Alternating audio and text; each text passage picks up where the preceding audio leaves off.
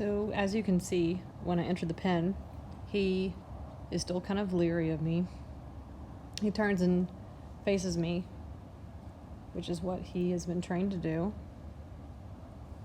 But he's still not quite comfortable with me, but I'm not that surprised because it's only been 4 days. But immediately when I pick up the lead rope and I circle around him, he disengages his hindquarters and comes towards me. You see, he's still a little resistant, so I'm reminding him by putting a little bit of pressure on the lead rope to take one step forward at a time.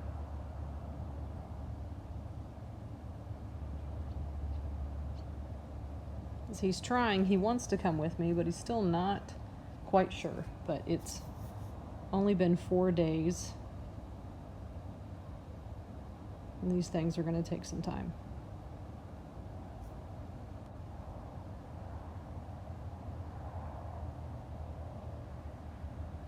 That's good right there. See, he stops when I stop. Put a little bit of pressure. He takes a step forward. His hips get a little stuck here, so I have to put a little bit of pressure at an angle to get him to unlock his hips to take a step forward.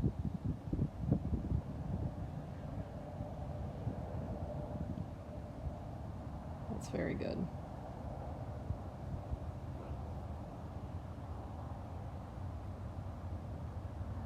So he's walking with his head low, nice and relaxed, just following me. He's still not comfortable enough when I turn to face him and reach for him. See, he's backing up there.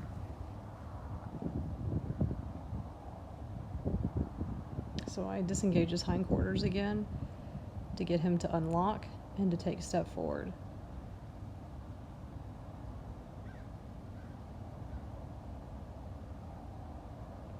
So he gets stuck again there. So I put a little pressure at an angle. Good. And then I release the pressure immediately when he takes a step. So he's stuck again. So I take pressure at an angle. Good.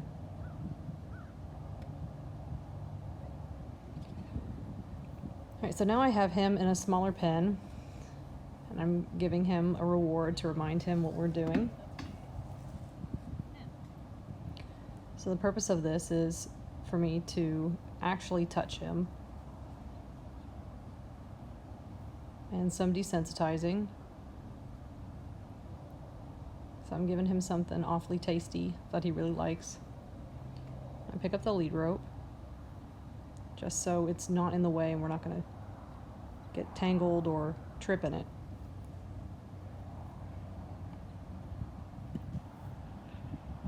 You see, he's really enjoying that. And so I reward him, and I reach forward, I touch his forehead. So right now I just have a long whip, and I'm just rubbing it over his body, desensitizing him. It's easier to do this in a smaller space than trying to do it in the big open space, because he has less room to travel.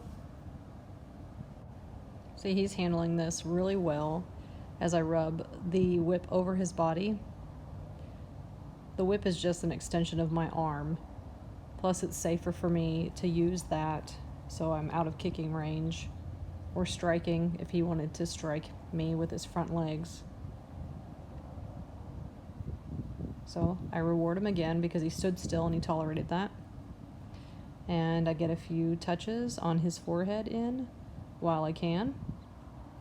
You see, he's turning his head away from me. He's still not really comfortable with that, but eventually he'll learn to like it.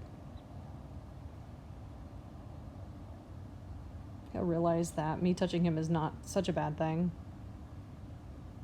He's more interested in what I have in the bucket than my hand.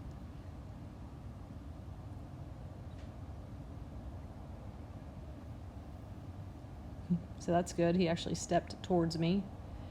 That's also why I'm rewarding him too. And I'm just messing with the halter there to get him used to it, so that when I start practicing taking it on and off, it won't be a big deal.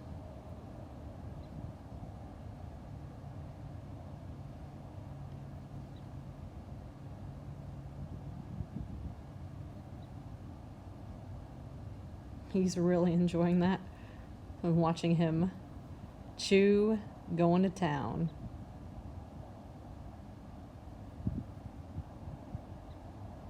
Good, that's very good. So I get a little greedy and I try to touch the side of his jowl.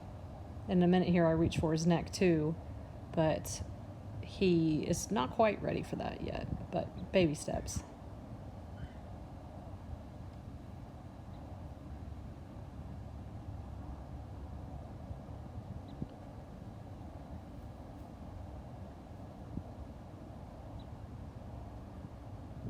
So I'm messing with the halter some, seeing if I could reach out and grab it. It's making him uncomfortable, so he's taking steps away from me. So I'm going to put a little bit of pressure on the lead rope to remind him to come back, and when he does, I reward him.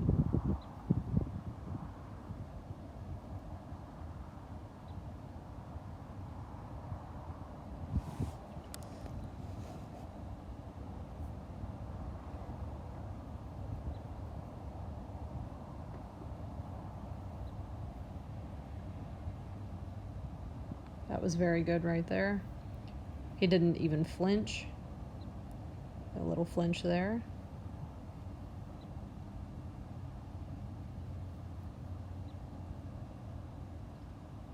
There we go. Baby steps.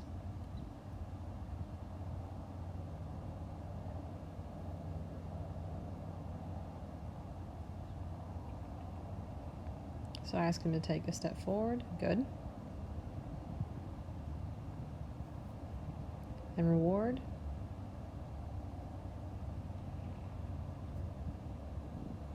What's really amazing about these Mustangs is they're so intelligent. They catch on very quickly.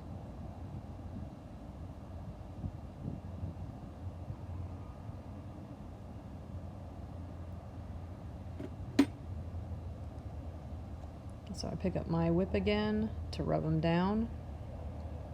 He's really comfortable with me on his right side, but not quite so on his left. But he does stand still and let me rub on that side. That's very good. That's very tolerant. So I ask him to take a step forward, and because he does, I reward him.